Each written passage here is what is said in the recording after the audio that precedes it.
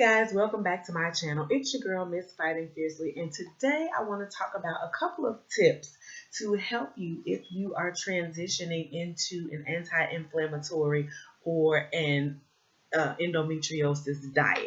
So as you know, the past couple of episodes, we just kind of went into what the anti-inflammatory diet is, or the Endo Diet, how it's beneficial for us. We went through some of the different types of foods that are triggering for us.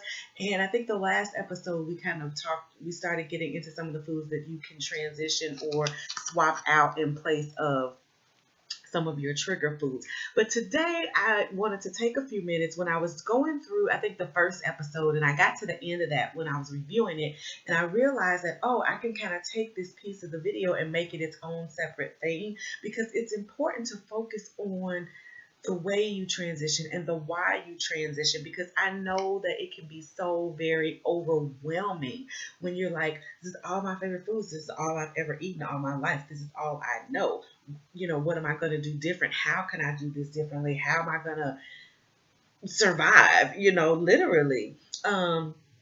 And also, if people have had history with, eating disorders, or they have other comorbidities where they can only have certain foods, and then it's like, but this food is also a trigger, so I may have to eliminate it. So it can be very complicated and complex. So I just wanted to drop in today to give you guys a couple of tips that might make your, transitioning or integrating toward an anti-inflammatory or endometriosis diet a little more easier to navigate, right? And so one of the first things we talked about before was like keeping that symptom journal, like writing down everything that you eat and the time of day, along with any symptoms that you notice that come shortly after having those foods.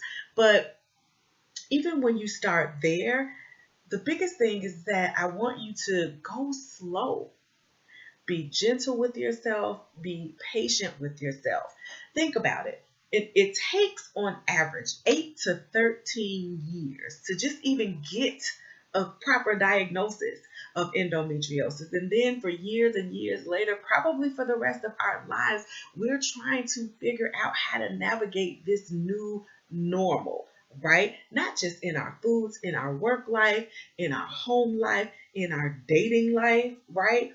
So I don't want you guys to have the expectation that all this is supposed to change and drop and stop overnight, right? Like I mentioned in the previous video, I'm almost 11 years into my endometriosis journey, and I am still learning. I'm still learning new trigger foods. I'm still discovering new foods that fall under the endometriosis diet. And I'm like, I really kind of like this. I don't know why I never tried this before, but I want you to be patient, because everything about this journey, it can be jarring, right? It's new and it's different, and what was our normal before may not ever go back to being our normal after. And so I like to say that we have to learn how to discover our new normal. So give yourself some patience, give yourself a little bit of grace. Even just going through the endo journal itself to even identify trigger foods can take a couple of months, right, to figure out what that is. And when you find something that you want to transition, there's so many different brands. There's so many different types. And so you may try one food and it be like, oh, this is so gross. And then try something else and try something else. Kind of like our treatment options, right?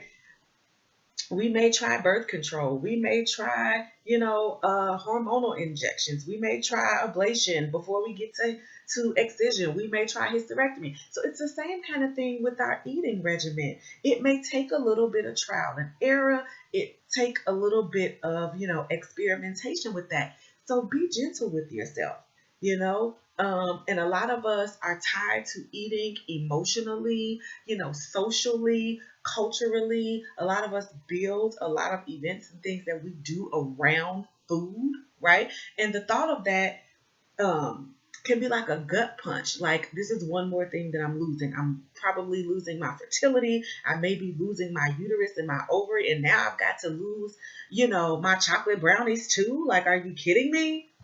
So I get it.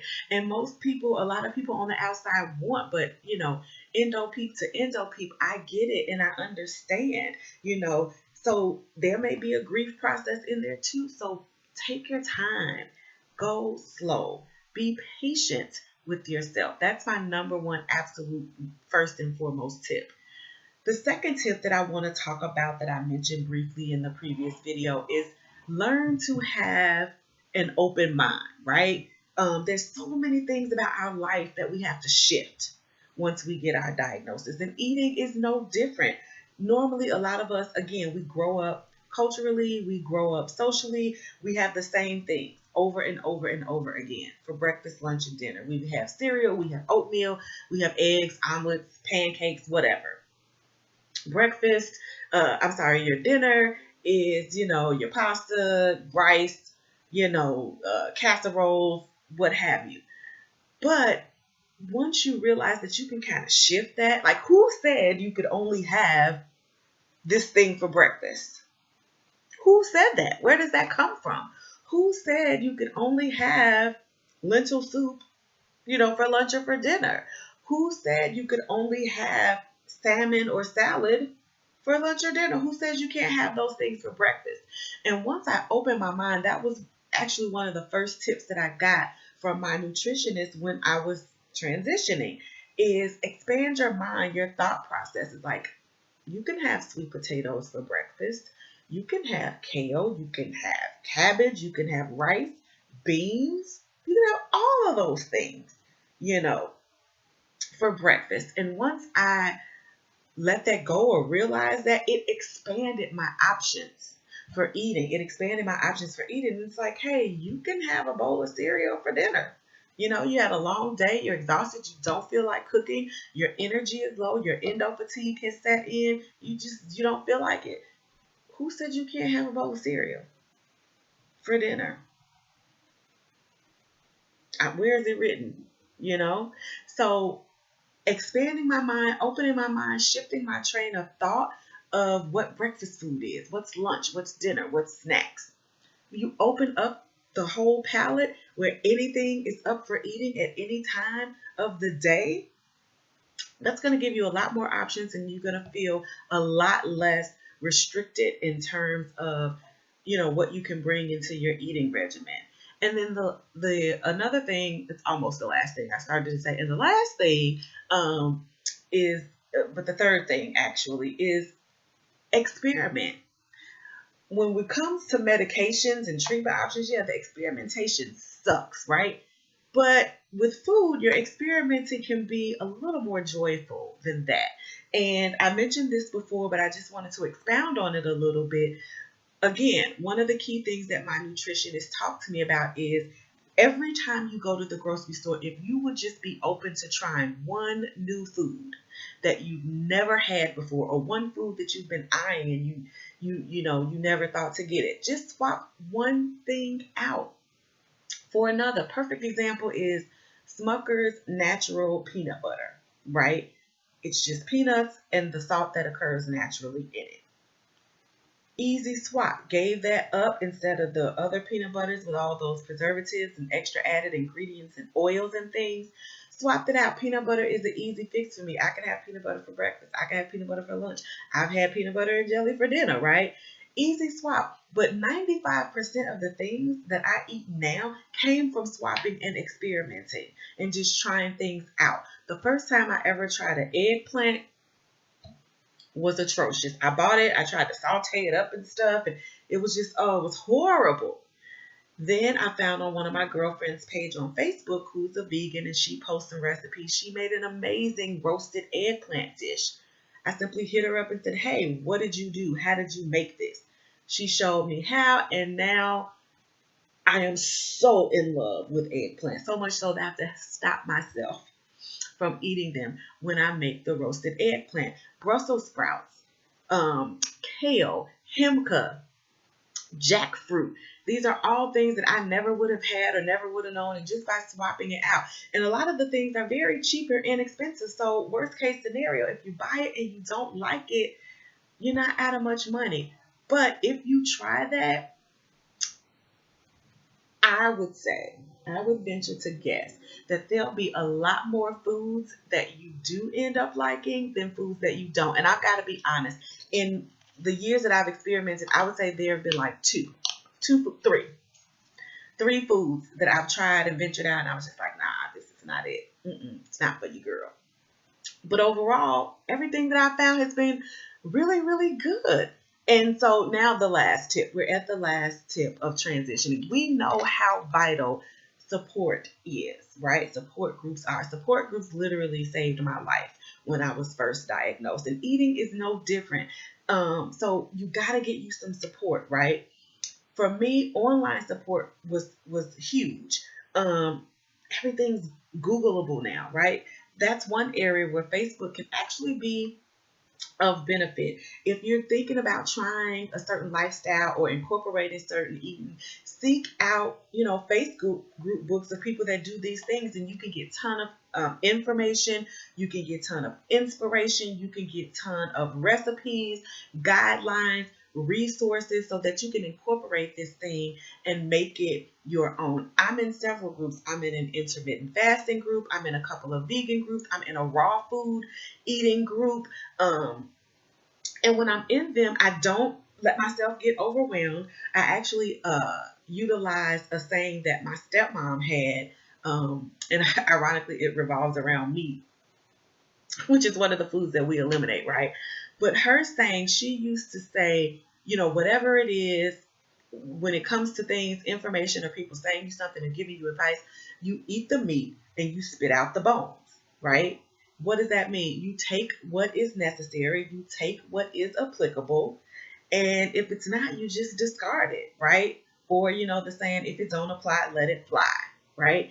If that's not what you're doing, if this doesn't apply to you, if you're not at that advanced stage of whatever those other people are doing, in the groups, don't feel compelled to have to be where they are, or start comparing, or get down on yourself, or beat yourself up, because all of our journeys are very individual, they're very specific, and they change. They're not static, right? So I just wanted to drop those tips on you, because this is a lifelong thing. Like I said, I'm still learning, I'm still growing. So just to recap, go slow, be patient with yourself, give yourself a little bit of grace and mercy. Keep an open mind with regard to what's allowable for what food, for what meal during what time of the day. Experiment, try different foods, try new things. I also mentioned that, people Google and Pinterest and Instagram for recipes. I Google everything. I want to know how to roast a squash. Google, how do you roast a squash, right? You'll get tons of websites and information that way. And then lastly, make sure to have some sort of support. Check out some of the online support groups to help you through your navigation of this thing. So those are my tips. Just wanted to share those with you, because it can be overwhelming. It could be a lot. But as I always say, you don't have to go through this thing, by yourself. You're not alone. You're not crazy. And what you're experiencing is not all in your head. You got this. You can do this. I'm doing it. I'm doing it with you. You're not alone. So again, thanks for stopping by. That's all I have for today. Just wanted to drop those couple of tips on you. As always, if you have been educated, enlightened, or empowered by what you've heard today, what I've shared, drop down in the comments below. Be sure to let me know. Also, be sure to like, subscribe, hit that notification bell so you can know when new episodes drop. Don't forget those thumbs up, because YouTube is all about the thumbs up. That really will help to grow our channel and increase our visibility to other viewers who may be able to benefit from the information that we share here. So again, as always, it's your girl Michelle, Miss Fighting Fiercely. Hope you liked our episode today, and I will be back next week with another review of Endo Eats. Again, let me know in the comments, are you liking the series? Do you like the format that we're going? Is there a specific topic that you want me to talk about? Let me know, because I am here for you guys. So that's all for today. Hope you guys have an amazing rest of the day. We'll be back next week with a new episode. And as always, be educated, be enlightened, be empowered, and never, ever, ever, ever, ever give up, and always keep fighting.